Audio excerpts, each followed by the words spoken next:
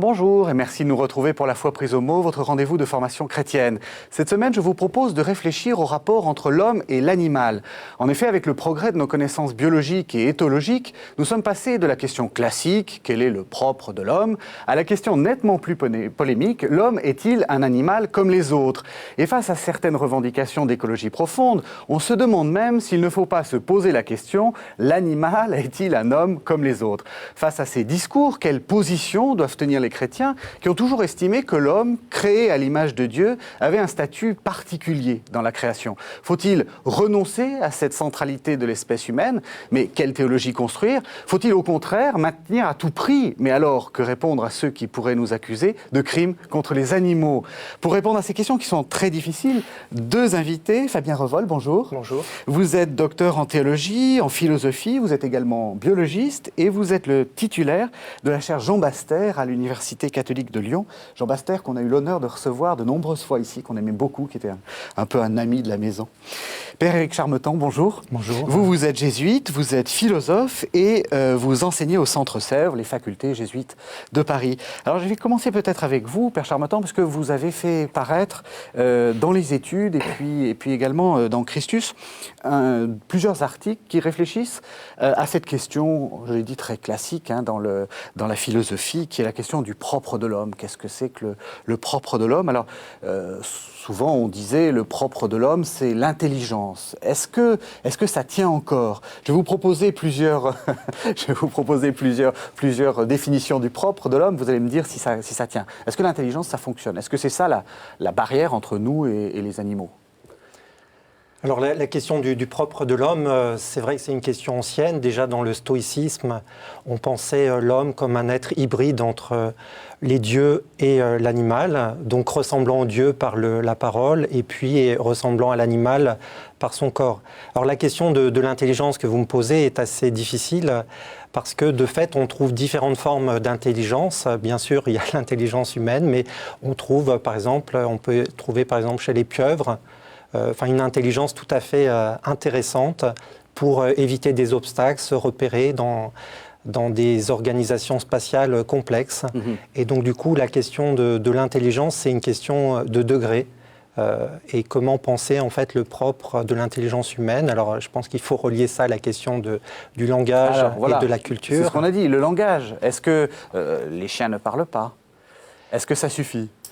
Alors le langage, c'est une question en fait très étudiée au niveau par exemple de la primatologie ou de l'éthologie, parce que de fait on voit que par exemple des chimpanzés ou un bonobo au contact du langage humain, il y a eu beaucoup d'expériences dans les années 70 et 80, par exemple le cas célèbre de Washoe, donc une femelle chimpanzé qui a appris le langage des sourds-muets américains en arrivant à maîtriser à peu près 175 signes et donc aussi à pouvoir gestuer de manière un peu créative.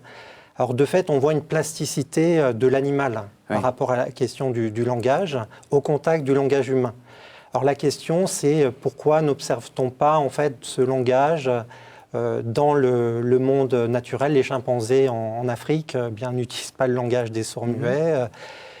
Bien sûr, il y a des vocalisations, mais c'est difficile en fait, pour l'instant c'est un peu un mystère de savoir quelle est la grammaire, est-ce qu'il y a une grammaire? Simplement ce qu'on peut dire c'est qu'il y a un contexte, il y a vraiment une sensibilité au contexte, donc la même vocalisation peut conduire à des réponses différentes suivant le contexte d'émission. Donc c'est pas une vraie barrière pour vous? Disons que ça reste quand même, on pourra peut-être revenir sur la question de la culture, mais en fait une barrière tout de même importante. Parce qu'il y a quand même la dimension de l'arbitraire du signe dans le langage humain, et donc tout ce que ça permet aussi au niveau de la transmission culturelle, le langage humain qu'on ne voit pas chez l'animal. On dit aussi... Oui, Fabien Revol. Oui, ce qui est aussi à retenir, je pense, dans ce débat, c'est que il y a deux choses pour moi qui me semblent importantes. La première, c'est qu'on arrive à faire communiquer des animaux avec des êtres humains, avec des éléments qu'on leur a appris. Mais ce qu'on constate, c'est qu'ils ne le reproduisent pas entre eux. C'est-à-dire qu'il y a une anthropisation du contexte de la communication. C'est-à-dire que c'est les hommes qui imposent leur contexte auquel les animaux peuvent répondre, mais les animaux n'arrivent pas à créer leur propre contexte, c'est ça que vous voulez dire? Il me semble. Après, peut-être qu'il y a d'autres expériences auxquelles je n'ai pas eu accès, mais c'est l'idée que, oui, il peut y avoir un accès au langage à partir du moment où c'est dans un contexte anthropisé. Oui. Et deuxième chose qui me frappe aussi, c'est le phénomène biologique de la double articulation entre la pensée et les mouvements du larynx. Oui. C'est-à-dire quand les êtres humains pensent de manière articulée dans leur esprit, eh bien, en fait, le larynx formule comme si nous parlions. Oui. Et il me semble que c'est un phénomène qui est propre à l'être humain, cette double articulation. Oui. Je ne sais pas si vous confirmez cela. Bon, en tout cas, c'est vrai que les autres primates que nous ne sont pas capables d'articuler des sons. En fait, ils ont beaucoup de difficultés. Donc, c'est pour ça que toutes les tentatives en fait, de faire apprendre le langage parlé à des chimpanzés ont échoué. Parce qu'en fait, au bout de plusieurs années d'apprentissage, ils arrivaient qu'à quelques monosyllabiques, genre dad, papa en anglais, ou cup. Voilà. Donc, vraiment des choses très, très simples. Et de fait, c'est aussi une question, qu'est-ce qui a fait dans l'évolution humaine, en fait, cette possibilité aussi d'articuler les sons. Et donc, il y a des hypothèses autour, par exemple, du gène FOXP2, enfin un gène qui est lié en fait à la question de la grammaire. Donc, c'est la question de savoir si on a la variante de ce gène, par exemple, aussi bien chez Homo sapiens que chez l'homme de Néandertal. Et donc, de fait, c'est quand même aussi un point important, en fait, cette difficulté pour les autres primates à pouvoir articuler de manière complexe les sons. On dit aussi les outils, le fait de savoir faire des outils. Vous savez, on disait l'homme devient homme à partir où il devient homo faber, l'homme qui est capable de faire des outils. C'est encore une frontière pour les biologistes ou pas vraiment? Disons que cette frontière, à mon sens, on pourrait dire, a disparu. En tout cas, c'est beaucoup étiolé ou a diminué. Parce que Darwin avait remarqué déjà que l'homme était capable d'utiliser des outils, des pierres, en fait, etc. Donc ce qui est nouveau, c'est qu'on a observé en fait, la capacité à fabriquer des outils dans le monde animal. Par exemple, utiliser des brindilles et les couper à la bonne longueur pour aller pêcher des termites chez les chimpanzés. Utiliser, alors là c'est aussi quelque chose qui est assez nouveau, tailler des branches pour en faire une sorte de lance pour tuer des petits singes par des chimpanzés. Donc, effectivement, la question de l'outil et de la fabrication de l'outil, c'est quelque chose qu'on ne peut pas dire étant absolument spécifique à l'espèce humaine. Simplement, peut-être on pourrait rajouter le niveau supérieur de fabriquer des outils pour fabriquer des outils. Ah oui, d'accord. Donc, c'est-à-dire, en fait, la capacité à aller quand même plus loin dans la chaîne. Et donc, on n'observe pas effectivement dans le monde animal. Est-ce qu'on a l'impression que la frontière est quand même en train de comment dire, ou peut-être pas d'être complètement franchie, mais de s'éloigner de ce que nous croyions autrefois être très intangible? On voit que les choses sont plus compliquées. Ah oui, mais il me semble que la distinction classique qui a sous-tendu une bonne partie de la modernité entre la différence entre un être humain qui est doté d'une âme rationnelle et des animaux qui ont donc cette âme animale, et qu'on retrouve en particulier dans des textes du magistère assez récents. Et c'est quelque chose qui aujourd'hui n'est plus très... en tout cas dans le milieu de la biologie n'est pas recevable, dans le milieu de l'écologie n'est pas recevable, parce que au niveau, comme on le disait tout à l'heure, il y a des degrés de pensée, donc c'est contradictoire avec le fait d'avoir une âme rationnelle ou de ne pas en avoir une. Non, effectivement, je suis d'accord, il y a des capacités d'abstraction, de délibération et de choix chez l'animal. Donc cette vieille notion, pour moi, elle est à retravailler profondément. On ne peut peut-être pas à jeter complètement, mais en tout cas à reformuler. Et la frontière, elle est poreuse dans l'autre sens, c'est-à-dire on va ramener, c'est dans les deux sens, on va ramener l'humain à l'animal et on va aussi donner un statut à l'animal. Dans l'autre sens. En témoigne l'évolution du droit en 2014. Les animaux ne sont plus des objets, ils sont des êtres sensibles. C'est-à-dire qu'on a une intrusion d'une philosophie particulière qui s'appelle la philosophie utilitariste, qui se base sur le fait de calculer les conséquences, les risques et les bénéfices de telle ou telle action. Et pour pouvoir être bénéficiaire de risques ou d'encourir des risques, eh bien, il faut être doté d'un système nerveux. C'est-à-dire être un système nerveux, c'est l'interface avec le monde extérieur, on peut le ressentir.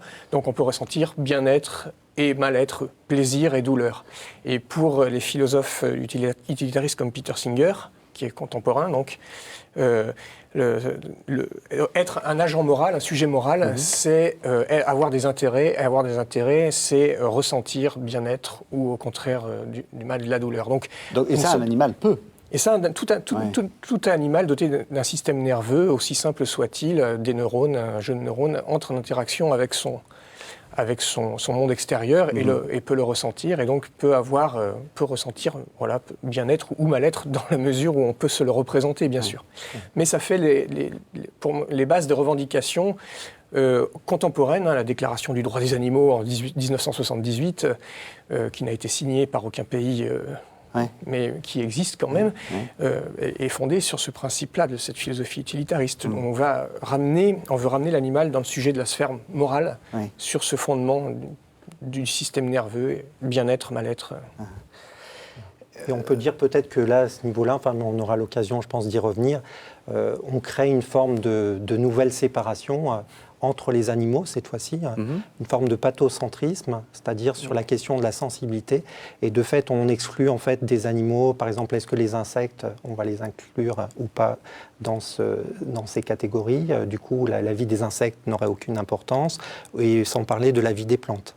Voilà, donc en fait, c'est vrai que ça élargit, en fait, ça veut élargir la communauté morale, mais en même temps, ça pose d'autres problèmes sur lesquels, c'est important aussi d'être conscient.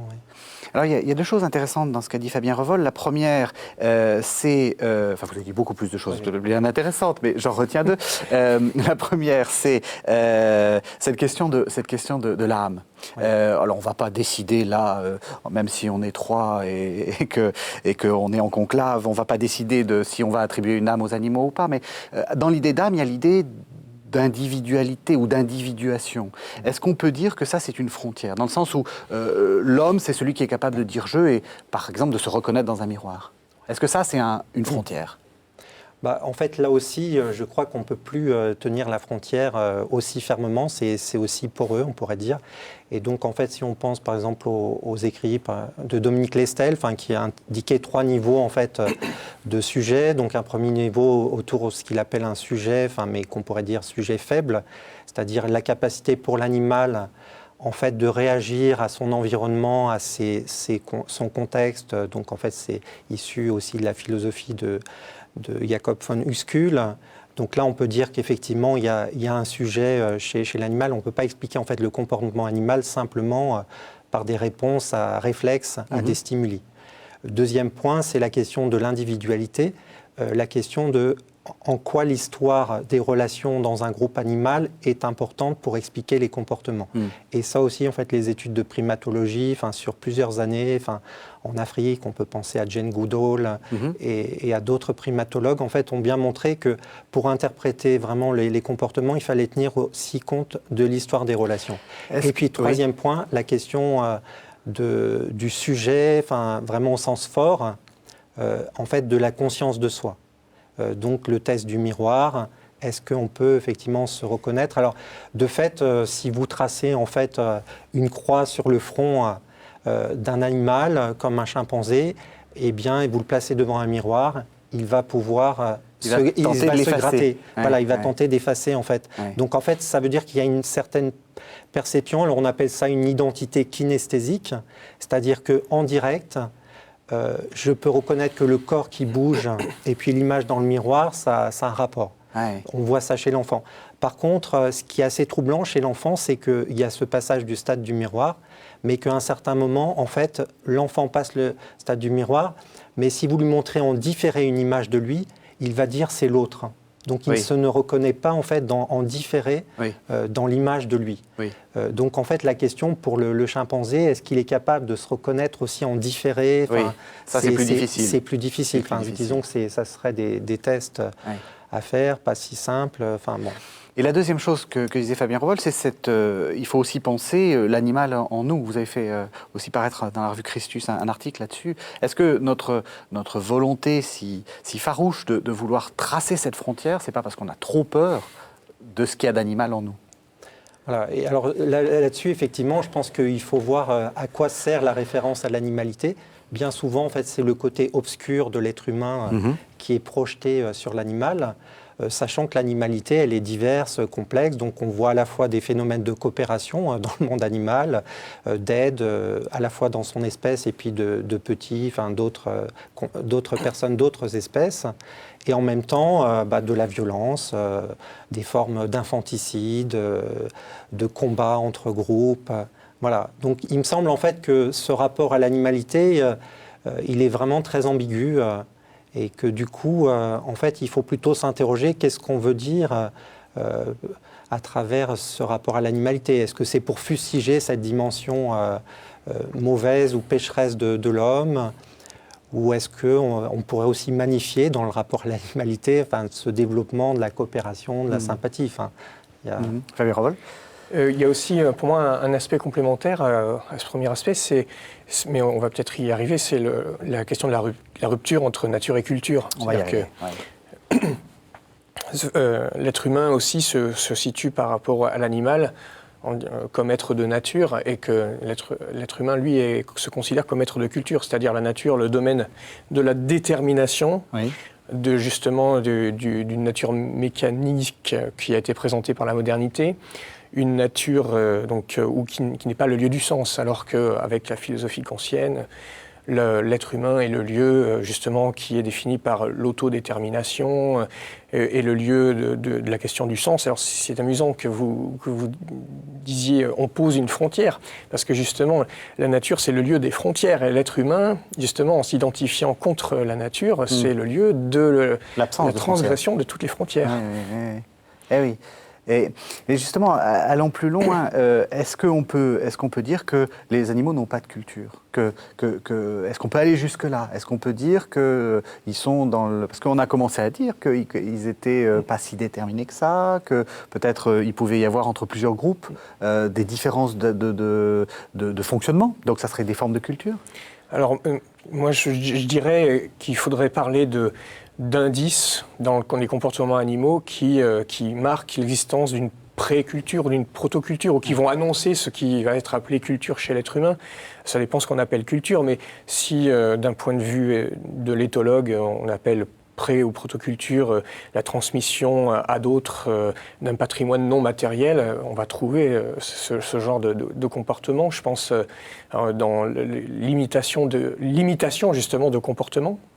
On parle des mésanges en Angleterre qui ont appris à percer la capsule de la bouteille du laitier pour aller boire le lait devant les portes. Et on dit qu'au début, c'était un comportement qui était réalisé dans une ville, et puis ensuite que c'est réalisé une mésange géniale, et puis... dans une région, et puis ensuite dans le pays tout entier. On parle aussi de ces singes au Japon qui ont appris à laver les pommes de terre, les patates douces. Et il y en a un qui a commencé à laver sa patate dans la rivière, et puis les autres se sont rendus compte qu'effectivement ça avait l'air d'apporter un avantage, on mangeait moins de terre. Et donc les autres singes ont appris à imiter ce comportement qui est un comportement acquis. Mais peut-être... Donc du coup... En fait, moi j'irais peut-être plus loin même que ça, en disant que la frontière de la culture, pour moi aussi, est un peu dépassée. Parce que en fait, il y a beaucoup d'études pour parler alors de panthropologie culturelle, au sens du genre pan qui introduit, qui comprend les chimpanzés et les bonobos. D'accord. Et en fait, parce qu'on s'est aperçu, dans des grandes études, en fait, par exemple dans Nature 1999, une grande étude qui fait le point sur 151 années de recherche sur les comportements en fait, des chimpanzés, en fait, qu'on a noté qu'il y avait 39 différences culturelles entre les singes des différentes parties d'Afrique. Donc par exemple, entre l'ouest et l'est de l'Afrique, à l'ouest, vous avez des noix et puis des cailloux pour casser ces noix. Eh bien, en fait, on observe ce comportement à l'ouest de l'Afrique, pas à l'est de l'Afrique, où vous avez aussi pareillement des noix et des cailloux. Donc de fait, sur des comportements d'usage d'outils, de certains gestes aussi, on voit des différences entre groupes, au sein d'une même espèce et qu'on ne peut pas en fait l'expliquer simplement par un comportement qui serait général à une espèce. Donc il y a vraiment des différences. Alors la question après, c'est la question du degré. Parce qu'en fait, il me semble que c'est ça l'important, c'est que dans la culture humaine, il y a la capacité de transmettre des variations sur plusieurs générations. Tandis que dans le monde animal, on a l'impression qu'en fait, les variations culturelles peuvent être retrouvées à chaque génération. Tandis que dans le monde humain, bien si vous mettez, imaginons qu'on mette des personnes complètement perdues dans la nature sans avoir reçu une éducation très performante, ils vont être en mal de retrouver en fait la possibilité de fabriquer un ordinateur. Oui, ça paraît à peu près clair. Voilà, donc c'est vrai qu'il y a des millénaires en fait d'accumulation de la culture humaine qu'on ne trouve pas chez les espèces animales. Donc on est en train finalement de faire un peu bouger ces frontières et du coup peut-être que ce que je disais au début, les gens qui accusent le christianisme d'avoir centré toute sa théologie et donc avoir aussi influé sur toute la philosophie qui va suivre sur l'homme, avaient raison. Alors pour disons lancer un peu le débat, je vous propose qu'on entende le dernier texte du philosophe Jacques Derrida, c'est un texte posthume qui s'appelle « L'animal que donc je suis », donc il y a un jeu sur le cogito cartésien, hein, je pense donc je suis, etc. Donc c'est l'animal que donc je suis, ça date de 2006. Et Derrida se pose la question justement de la souffrance humaine et du rôle des hommes dans cette souffrance humaine. On écoute Derrida et après on vous écoute. Can they suffer? La réponse ne fait aucun doute. Elle n'a d'ailleurs jamais laissé aucun doute. C'est pourquoi l'expérience que nous en avons n'est pas même indubitable. Elle précède l'indubitable. Elle est plus vieille que lui. Point de doute non plus pour la possibilité alors, en nous, d'un élan de compassion, même s'il est ensuite méconnu, refoulé ou dénié, tenu en respect. Devant l'indéniable de cette réponse, oui, ils souffrent comme nous qui souffrons pour eux et avec eux. Devant cette réponse qui précède toute autre question, la problématique change de sol et socle. Les 2 siècles auxquels je me réfère un peu grossièrement pour situer notre présent à cet égard, ce sont les 2 siècles d'une lutte inégale, d'une guerre en cours et dont l'inégalité pourrait un jour s'inverser, entre, d'une part, ceux qui violent non seulement la vie animale, mais jusqu'à ce sentiment de compassion, et d'autre part, ceux qui en appellent au témoignage irrécusable de cette pitié. Voilà, alors qu'est-ce qu'il faut penser de ce texte de Derrida? Est-ce qu'il a raison quand il dit qu'il va y avoir une sorte de guerre? Il y a eu une sorte de guerre des espèces et maintenant il va y avoir une guerre au sein même de l'espèce humaine entre les affreux rétrogrades qui considèrent que l'homme est au centre de tout, donc on va mettre les chrétiens dedans, hein, et puis les vrais progressistes qui combattent contre la souffrance animale. Qu'est-ce que vous en pensez de cette manière de présenter les choses? Il me semble en tout cas que c'est un texte important parce qu'il insiste sur cette dimension de la sensibilité dont on a déjà parlé. Et il fait référence à peut-on souffrir au texte de Jeremy Bentham, bien connu, en fait, qui a fondé sa philosophie utilitariste effectivement sur ce critère. Et souligne un deuxième point qui me semble important, c'est la question de la sympathie. Parce que de fait, il y a quand même une sympathie qui est très importante dans l'espèce humaine et qu'on peut éprouver aussi par rapport aux animaux. On peut penser à Aldo Leopold, le grand philosophe de l'écologie, qui avait été vraiment touché très profondément par l'épisode où il avait tué avec d'autres chasseurs une louve et ses louveteaux. Et en fait, cette expérience a été pour lui une sorte de prise de conscience. Il a été touché par le regard en fait, de cet animal. Et de fait, je trouve que dans la sympathie en fait, envers les animaux, il y a quelque chose d'important qui se dit de notre humanité et d'un élargissement en fait, de notre capacité en fait, à avoir de la sympathie, pas simplement pour les êtres humains, mais aussi pour d'autres êtres vivants. Ouais. Très bien, Revol. Sur cette question de la sympathie, moi j'aimerais évoquer deux choses. Il y a Aldo Leopold que vous venez de citer avec bonheur, mais aussi déjà, ne serait-ce que dans la philosophie de Kant, ce qui est quand même intéressant à rappeler, c'est que Kant estimait qu'il était important de bien traiter les animaux parce que si on traite mal l'animal, on accomplit un acte mauvais qui dénature la dignité de l'être humain qui est en moi. Donc un acte de barbarie sur un animal, c'est aussi manquer de respect à la dignité de l'être humain. Oui. Donc cette guerre, même dans une perspective très anthropocentrique kantienne, n'a pas lieu. D'avoir lieu, parce que ce sentiment de sympathie envers l'animal est humanisant. Ça, c'est intéressant. Et il préconisait il disait que quelqu'un qui se comporte mal avec l'animal a de fortes chances de très mal se comporter aussi vis-à-vis de ses congénères, de ses concitoyens. Et chez Aldo Leopold, il me semble aussi que dans l'expérience qu'il a vécue avec cette expérience de la Louve, dans un livre qu'il a écrit longtemps après cette expérience, Thinking Like a Mountain, penser comme une montagne, c'est l'idée de comprendre que dans les espaces naturels, chaque entité naturelle, chaque être vivant ou chaque même être non vivant a une place qui contribue au bon fonctionnement de l'ensemble. Et donc, pour lui, c'était de se dire, la montagne, elle pense en fonction de cet ensemble. Alors, est-ce que je vais arriver à penser comme la montagne qui va penser cet ensemble? Et donc, de cette prise de conscience naît chez Aldo Leopold la philosophie éthique, la land éthique, l'éthique de la Terre, qui voudrait élargir la communauté morale aussi aux autres entités écosystémiques, parce qu'il faut apprendre à reconnaître la manière dont elle contribue au bon fonctionnement de cette grande communauté, il appelle ça une communauté, qui est un écosystème et un ensemble d'êtres vivants qui vit sur un lieu.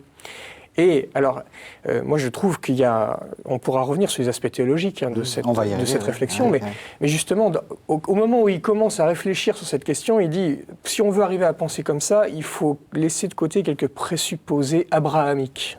De la religion abrahamique. Donc je me suis senti concerné. Oui, c'est quoi justement ces présupposés abrahamiques? C'est l'anthropocentrisme dont on a parlé, c'est le commandement à la domination dont on va parler juste après aussi. Voilà, c'est un peu cette idée-là. Justement, peut-être qu'on va refaire une seconde pause, même si on a déjà parlé de Derrida. Je vais vous faire entendre ce fameux texte-là de Genèse 1. Vous avez dit la domination. Donc, vous savez, c'est ce fameux texte où on est donc au moment de la création et Dieu dit, il a créé l'homme à son image et à cause de cette image-là, il donne une domination sur les animaux. On écoute donc le premier chapitre de la Genèse, ce sont les versets 26 à 29. Dieu dit, « Faisons l'homme à notre image, selon notre ressemblance, et qu'il soumette les poissons de la mer, les oiseaux du ciel, les bestiaux, toute la terre et toutes les petites bêtes qui remuent sur la terre. » Dieu créa l'homme à son image. À l'image de Dieu, il le créa. Mâle et femelle, il les créa. Dieu les bénit, et Dieu leur dit, « Soyez féconds et prolifiques, remplissez la terre et dominez-la. Soumettez les poissons de la mer, les oiseaux du ciel, et toute bête qui remue sur la terre. » Dieu dit, « Voici, je vous donne toute herbe qui porte sa semence sur toute la surface de la terre, et tout arbre dont le fruit porte sa semence. Ce sera votre nourriture. À toute bête de la terre, à tout oiseau du ciel, à tout ce qui remue sur la terre, et qui a souffle de vie, je donne pour nourriture toute herbe mûrissante. » Il en fut ainsi. Dieu vit tout ce qu'il avait fait. Voilà, c'était très bon. Il y eut un soir, il y eut un matin, 6e jour. Voilà, alors donc on a entendu ce texte extrêmement célèbre. Alors vous allez sans doute me dire qu'il y a d'autres textes, mais déjà on va rester sur ce texte-là.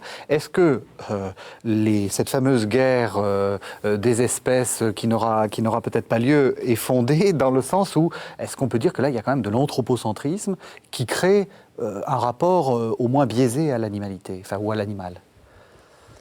Alors, il me semble effectivement qu'il y a bien cette question de l'anthropocentrisme et de la place spéciale de l'homme dans la création qui est posée.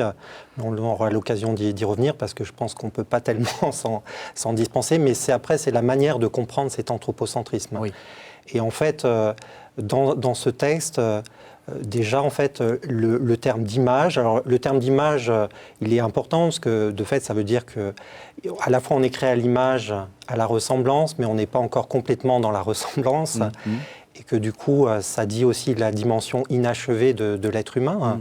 Et que ça, il y a tout le travail de l'histoire qui est important pour ça. Les pères disaient ça, c'est le Christ qui est le visage du Père. L'homme est un Christ en devenir. Voilà. Oui. Alors en fait, on peut chercher les vestigia trinitatis, les vestiges de la Trinité, du genre comme Augustin, par exemple, la mémoire, volonté, intelligence en l'homme, donc trouver quelle pourrait être cette exemplification de l'image. Mais aussi, on peut en fait se dire que le terme image, en fait, si on regarde bien l'hébreu, c'est tselem. Et tselem, en fait, qu'est-ce que ça veut dire? Ça veut dire aussi la statue. Et ça veut dire, en fait, à travers cette image de la statue, c'est que l'homme est le représentant de Dieu pour la création. Donc, en fait, il y a une responsabilité spécifique de l'être humain envers la création. Peut-être 2 derniers points sur ce texte qui me semblent importants, c'est la question de la nourriture. Parce que là, on nous dit que, en fait, l'herbe, les végétaux sont donnés aussi bien à l'homme qu'à l'animal. Et l'homme est végétarien pour l'instant. Voilà, l'homme est végétarien. Donc, en fait, ce texte, on peut aussi penser que c'est ce qui est promis peut-être à la fin des temps. Relire différemment le sens. Pour vous, on sera végétarien à la fin des temps. Disons, en tout cas, triste. On peut penser effectivement qu'il y a cette question de la violence humaine qui est à convertir. Et que c'est quand même verser le sang de l'animal, c'est une manière pour la violence humaine de s'exprimer. Alors, bon, les auteurs bibliques, ils sont bien conscients qu'il y a des animaux carnivores, etc. Donc, ils ne sont pas dans le mythe que tous les animaux étaient herbivores au début. Voilà. Mais donc, c'est plutôt comprendre en fait, cette limite qui est posée au début, en fait, dans le texte. Mais peut-être comment vous le lisez? Oui, moi, je voudrais souligner 2 ou 3 choses qui sont importantes pour moi dans ce texte. C'est que, d'abord, par rapport à la question de la guerre entre l'homme et l'animal, pour moi, elle n'est pas inhérente au texte en lui-même, mais à l'interprétation historique qui en a été faite. Et moi, j'incriminerais plus volontiers la lecture cartésienne du texte par le biais de la discours de la méthode qui fait que... Comme maître et possesseur de la nature. Voilà, nous rendre comme maître et possesseur de la nature.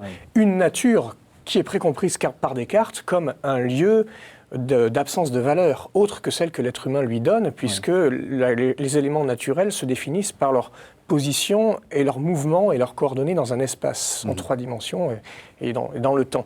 Et donc c'est la seule chose intéressante à dire pour Descartes sur les êtres naturels. Donc forcément, le rapport que l'on peut avoir sur les êtres naturels est un rapport donc utilitaire, en fonction de la valeur qu'on lui donne. Donc moi je dis que ce n'est pas ce qui est porté dans le texte de Genèse 1. Alors pour le comprendre, moi je pense qu'il faut maintenir le rapport entre image de Dieu et domination. Je pense que théologiquement, il est établi et à défendre. D'abord, créer à l'image de Dieu, dans le texte de Genèse 1,26, c'est un moment dans les 6 jours où Dieu investit son pouvoir créateur, parce que le verbe bara est présent, et pas pour les autres créatures, si ce n'est les monstres marins, mais enfin, au moins pour l'être humain, Dieu investit son pouvoir créateur directement. Donc il y a quelque chose de spécial qui est investi dans l'être humain. Et ce quelque chose de spécial, effectivement, va nous renvoyer à cette mission de domination et même de soumission des autres êtres vivants. Mais comment comprendre cette question de la domination, de la première place de l'être humain dans la création? Moi, il me semble qu'en tant que théologien chrétien, je vais le comprendre à l'éclairage du Nouveau Testament. Si je veux savoir comment Dieu règne, j'ai tout intérêt à entendre ce que Jésus dit sur celui qui veut être en position de premier. Il se met en position de serviteur. Il lave les pieds de ses disciples en Jean 13. Donc pour moi, je ne peux comprendre pleinement l'Ancien Testament dans ma dimension chrétienne qu'à la lumière du Nouveau. Et vraiment, la domination sur les animaux n'appelle pas une guerre, mais au contraire, une relation harmonieuse de communion, de créature et de service. C'est pour ça que je dis qu'il y a peut-être une façon chrétienne de visiter la philosophie d'Aldo Leopold et de la Linde Ethics. Voilà.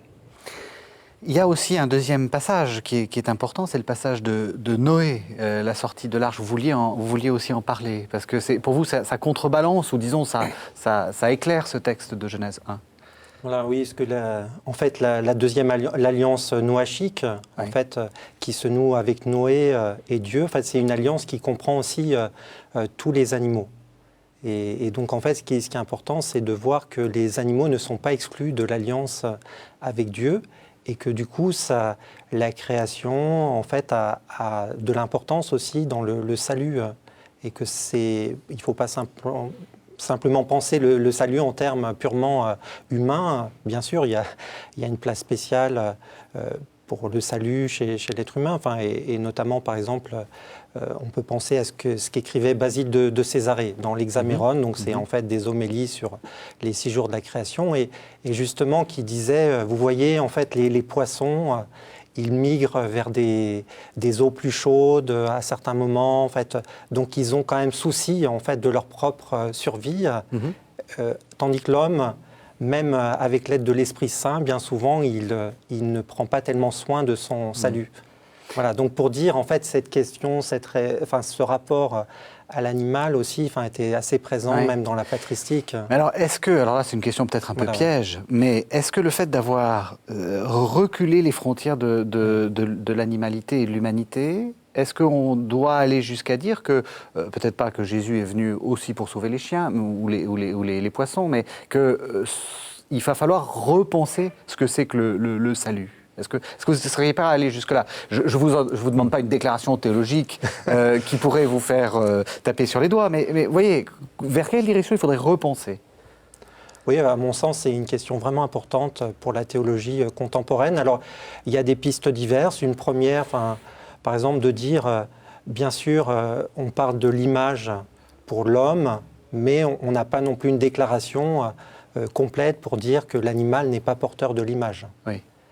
Voilà, donc c'est plutôt une forme de théologie négative pour interpréter en fait positivement aussi cette place de l'animal. Et puis plus généralement, il me semble à partir de l'alliance en fait noachique, donc ce texte de Genèse 9, eh bien de penser effectivement que les relations avec l'animal, ça fait partie de tout notre tissu relationnel et que c'est l'ensemble qui est amené à se transformer et à être porté par Dieu. Je vous sens impatient, Fabien. Voilà. Oui, on a évoqué la figure de Jean Bastère au début de l'émission, et je pense que lui, c'est un des grands chantres justement du cantique des créatures et de cette création toute réconciliée qui rentre dans la gloire de Dieu, à partir d'une théologie paulinienne justement. C'est le sang, Jésus, par son sacrifice sur la croix et sa réconciliation, a réconcilié toutes choses, celle du ciel et celle de la terre. C'est ce que dit tout à fait Paul. Donc et il répète la même formule. Il répète la même formule après dans un autre texte où en Éphésiens, il dit récapituler toutes choses dans le Christ, celle du ciel et de la terre. Et on peut récapituler, on peut interpréter cette récapitulation comme aussi une réinterprétation du sabbat. Le sabbat, chez Jürgen Moltmann, on va trouver cette idée que c'est le lieu du repos en Dieu de toute la création, de toutes les créatures, où chacune des créatures se retrouve à sa place devant son créateur et l'être humain en faisant partie. Et donc il me semble qu'il y a une continuité de cette théologie du sabbat qui n'est encore pas encore arrivée. Finalement, le sabbat comme eschatologie, où toute créature est appelée à trouver son repos en Dieu. Alors les animaux étant inclus, est-ce que ça veut dire que de la même manière qu'une personne humaine ressuscite, les animaux vont ressusciter? Je ne sais pas, mais en tant que créatures, elles sont appelées aussi à rentrer dans la transfiguration et la glorification promise par Dieu. Donc il me semble que là, on a aussi une autre approche scripturaire, et puis aussi dans la tradition plutôt orientale du christianisme, de comprendre cette dimension cosmique du salut. Alors ce que vous dites peut jouer à deux niveaux. Du coup, ça interroge à la fois notre rapport à l'animal, quel est le juste rapport que nous devons entretenir à l'animal. Et puis, on est bientôt à la fin de l'émission. Je vous pose d'abord cette question, mais j'aimerais après vous poser la question de ce que vous avez dit l'un et l'autre, de l'humanisation de l'homme par le rapport juste qu'il entretient avec l'animal. Mais donc, du coup, peut-être pour commencer par ça, quel est pour vous le juste rapport que nous devons entretenir avec l'animal? Est-ce qu'il faut en rester à ce que dit Derrida, c'est-à-dire reconnaître la souffrance, ou est-ce qu'il faut aller plus loin? Ça serait quoi un juste... Et bien entendu, après, va se poser la question, excusez-moi, mes questions sont en avalanche, mais c'est la question, est-ce qu'il est légitime de les manger? Est-ce qu'il est légitime d'exercer cette violence sur eux? Disons, le juste rapport à l'animal, il me semble, c'est peut-être à travers justement ce courant de la conscience écologie, de pouvoir percevoir qu'ils sont aussi des êtres vivants qui ont de la valeur. Alors bien sûr, Léopold ne disait pas qu'il ne fallait jamais tuer d'animaux.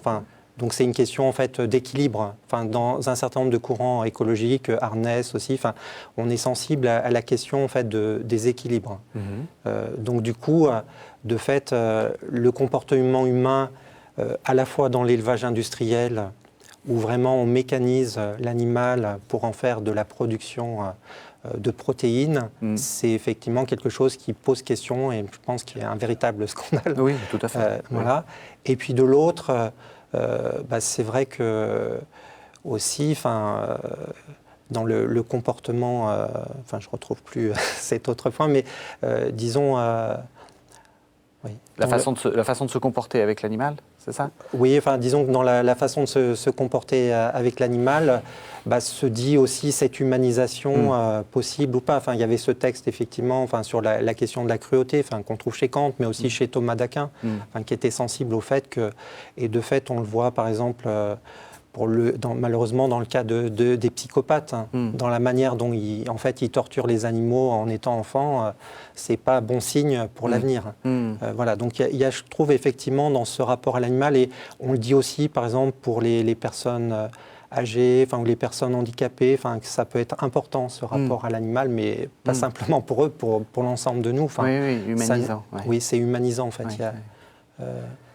Est-ce qu'il faut manger de la viande? Est-ce que vous allez dans votre centre commercial refuser le poulet en batterie? Oui, refuser le poulet en batterie, oui. Et refuser mais pas forcément le poulet bio élevé dans des conditions qui respectent justement des critères de bien-être et qui vont lui permettre de vivre sa vie de poulet et en même temps de faire une viande de meilleure qualité. Il y a les deux en fait. Mais c'est comme dans l'expérimentation animale. L'expérimentation animale, la loi va dans le sens de le respect du bien-être de l'animal en tant que respect d'un être vivant, mais aussi parce que les résultats scientifiques seront meilleurs sur un animal qui a été bien traité. Mais moi je pense qu'il ne faut pas idéaliser le rapport homme-animal parce que ne serait-ce que pour des raisons théologiques, dans la Bible, il n'est pas idéalisé. On a cité Genèse 9, où Dieu dit à l'homme, tu seras la terreur des autres animaux. Et puis, comme nourriture, eh bien aussi, tu pourras manger des animaux. Mais il le dit comme une sorte de reconnaissance qu'il y a eu quelque chose qui s'est passé entre la création à l'origine et la sortie de l'arche, c'est le péché, et que les êtres naturels sont marqués par un biais dans leur relation qui est un des fruits de ce péché, et donc que Dieu il le constate. Voilà, c'est une reconnaissance tacite, comme le dit le père Éric.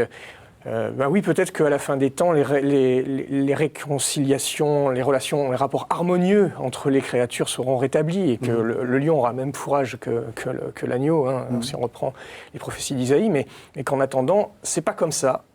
Et il faut faire avec, et il faut désirer de faire mieux. Et peut-être que désirer de faire mieux, ça peut passer comme par exemple, un carême sans viande et sans poisson. Et se rappeler que on peut vivre aussi de cette manière pour rechercher une dimension eschatologique du rapport à l'animal. On peut essayer de l'anticiper. Comme on dit que vivre en chrétien aujourd'hui, c'est vivre en ressuscité. Pourquoi pas se donner des temps où on peut vivre aussi en ressuscité avec les animaux de temps en temps. C'est intéressant parce que vous semblez dire que notre rapport à l'animal, c'est aussi un lieu, presque un lieu théologique pour penser notre rapport à la violence, à notre propre violence. Enfin, c'est comme ça aussi qu'il faut voir. Il faut bien traiter son chien, c'est aussi bien traiter son voisin. Oui, je suis très volontairement polémique. Mais en même temps, il faut évoquer la figure de François d'Assise, qui lui a eu un rapport très particulier aux autres créatures, en tant qu'il a pris conscience d'une fraternité universelle, être relié dans un même principe, qui est que François va identifier comme étant un principe paternel pour toutes les créatures. Donc il y a une fraternité qui se développe ici. Deuxième lieu de reconnaissance d'une limite propre de notre usage des créatures, qui est inscrit dans les créatures elles-mêmes, c'est l'incarnation du Christ. François d'Assise fait l'expérience, en étant uni au Christ incarné, que le Christ est aussi uni à toute la création et les autres créatures. Et donc, de ce fait, il se dit, quelle dignité revêtent toutes les créatures par cette incarnation, et le Christ a daigné les rejoindre, et donc les dignifier. Hein. Et donc, de ce fait, je refuse de m'approprier une quelconque créature au nom de cette dignité-là. Donc, vous voyez, ça ne fait pas que me renvoyer sur moi, ça me fait aussi renvoyer sur quelle dignité a en elle-même cette créature, et quelle dignité Dieu lui accorde. Et cela est aussi une limite de mon agir. Père Charmentin ? Oui, je trouve que c'est très important ce point, parce que ça rejoint en fait une inspiration profonde de la spiritualité chrétienne, c'est-à-dire que Dieu est présent dans les créatures, et les créatures sont présentes en Dieu. Alors on a cette évocation, alors il y a un terme plus technique pour dire ça, ça s'appelle le panenthéisme, c'est-à-dire Dieu présent dans les créatures et les créatures présentes en Dieu, qu'on trouve développé par exemple par le théologien brésilien Leonardo Boff dans son beau livre en fait Écologie, mondialisation et spiritualité de 1993, et justement qui invite vraiment à voir autrement. On peut trouver ça par exemple, cette vision dans la contemplation pour parvenir à l'amour, des exercices spirituels d'Ignace de Loyola aussi. Cette présence en fait de Dieu dans toutes les créatures. Et donc, pardon de vous interrompre, mais chez Ignace, c'est encore une fois ma question du lieu, parce que je trouve que c'est intéressant comme exercice spirituel d'une certaine façon, notre rapport à la créature. C'est quoi les fruits de l'exercice d'une certaine façon ? Justement, en fait, souvent cet exercice, on le fait vraiment au terme du chemin des exercices, donc c'est vraiment à la fin. C'est-à-dire quand on a traversé en fait la vie du Christ, à la fois sa mission, sa passion, sa résurrection, et c'est au terme en fait qu'on est capable de saisir la création vraiment avec le regard de Dieu. Et saisir la création avec ce regard de Dieu, justement, c'est de voir Dieu qui est présent en fait en toute chose, et notamment dans les créatures. On a fait tout le parcours, il nous reste 5 minutes, j'ai envie de revenir à ma première question, après tout le parcours. Est-ce que ça devient intéressant de se poser la question du propre de l'homme ? Et sur comment vous la poseriez, du coup, en ayant tout ce parcours qu'on vient de faire derrière nous ? Alors, pour moi, ce qui est intéressant, c'est de relier théologie et philosophie, et de se dire, si l'être humain est créé à l'image de Dieu, on doit pouvoir aussi, en tant que théologien et chrétien, l'exprimer dans des termes recevables pour tout être humain, et que il doit y avoir une approche rationnelle, raisonnable, crédible, qui doit pouvoir le faire.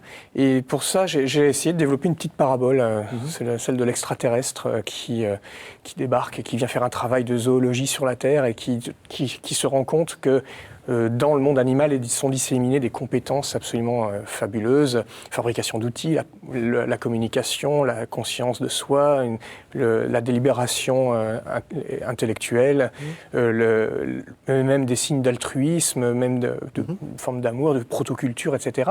Et puis tout d'un coup, il se trouve face à cet être humain, et il se rend compte que toutes ces performances-là, elles sont toutes concentrées en lui, et d'une manière absolument démultiplié par rapport à ce qu'on rencontre dans l'être humain. Et il se pose la question, mais qu'est-ce qui se passe chez cet être-là ? Et j'aime bien dire qu'en fait, ces compétences-là, elles agissent justement en s'amplifiant mutuellement, comme un principe d'intégration. Il y a un principe d'intégration idée que je reprends au théologien Jean-Michel Maldamé, dans son livre « Création par évolution », et qui dit il y a un principe d'intégration qui est qu'on pourrait appeler l'âme, en fait, qui fait que l'être humain se distingue non pas par telle ou telle compétence, mais par le fait que quand elles sont toutes réunies chez lui, ça produit un effet démultiplié qui fait qu'il y a un seuil ontologique qui est franchi, qui n'est pas purement une continuité matérielle. Au contraire, la continuité matérielle, elle est là. Il y a un seuil qualitatif qu'on pourrait qualifier de saut ontologique, qui fait que l'être humain se trouve avec une forme de spécificité au sein des êtres naturels. Et si la création est reflet de la perfection de Dieu, de fait qu'elle est très différente, et si l'être humain est celui qui est le résumé, le microcosme de ce macrocosme en lui, eh bien toutes ces différences, elles sont en lui en résumé, et donc il est lui-même un reflet particulier de Dieu qu'on pourrait peut-être qualifier d'image. Voilà comment j'aimerais faire le lien entre théologie et une philosophie de la spécificité de l'être humain. Et vous ? Oui, il me semble aussi que cette question de l'amplification, c'est très important. Par exemple, on ne peut pas rappeler ce que disait Jared Diamond dans le 3e chimpanzé, où il insistait beaucoup sur cette dimension du davantage, en fait, dans l'amplification à la fois du côté de l'aide, du mutuel, de l'entraide, Et puis de la question de la capacité aussi du génocide, de la drogue. Donc il y a une amplification en fait à la fois dans le bien et dans le mal. Oui. Et en fait le texte biblique me semble vraiment donner une responsabilité spéciale à l'homme. Alors on peut dire que c'est quand même l'homme qui doit porter ce souci de la création, parce qu'on ne peut pas demander à l'animal en fait d'avoir cette même responsabilité vis-à-vis de nous, vis-à-vis des autres espèces. Donc il y a quand même une asymétrie fondamentale. Et que pour moi, en fait, cette asymétrie, en fait, ou cette amplification, elle provient de la culture et de la dimension cumulative de la culture, qui fait qu'il y a quand même une sorte de cliquet culturel qui s'enclenche, qu'on ne peut pas revenir en arrière, et que des différences, en fait, qui sont simplement de degrés au départ, eh bien, deviennent très importantes et qu'on peut parler à ce compte-là, comme Bergson, en fait, qu'il y a une différence de nature, c'est-à-dire pour lui, c'était entre l'illimité et l'illimité. On peut penser à Merleau-Ponty, en fait, ce qu'il dit sur la multiplicité perspective, en fait, cette capacité à prendre des points de vue très, très différents sur le monde, à s'affranchir un peu, en fait, de l'immédiateté du monde, et que ça, effectivement, c'est quelque chose qui est propre à l'homme. Merci à tous les deux. Alors, on peut vous retrouver dans plusieurs ouvrages. Vous avez fait paraître, Fabien Revol, un collectif qui s'appelle Avec les créatures, c'est paru aux éditions du Cerf. Et puis, vous avez également fait paraître, toujours aux éditions du Cerf, Le temps de la création. Donc voilà, Fabien Revol, Le temps de la création. Père-Éric Charmetan, vous, aux éditions du Centre Sèvres, Média Sèvres, vous avez fait paraître un livre, Écologie et christianisme, les chantiers de l'avenir. Et puis, une revue dans lequel vous avez, j'ai cité votre article, la revue Christus, dont un des numéros de 2014 s'est posé la question de l'animalité. C'est l'occasion de lire un peu la revue Christus. Et puis deux sites, votre blog, Fabien Revol, www.ecologia, alors O-E-K-O, logia.org. Et puis c'est bientôt c'est bientôt la sortie, mais c'est bientôt aussi la rentrée. Il faut penser au Centre Sèvres. On va bientôt s'inscrire. www.centresèvres avec un S à la fin.com. Merci à tous les deux. Merci de nous avoir suivis. Vous pouvez retrouver cette émission sur www.ktotv.com. Merci et à la semaine prochaine.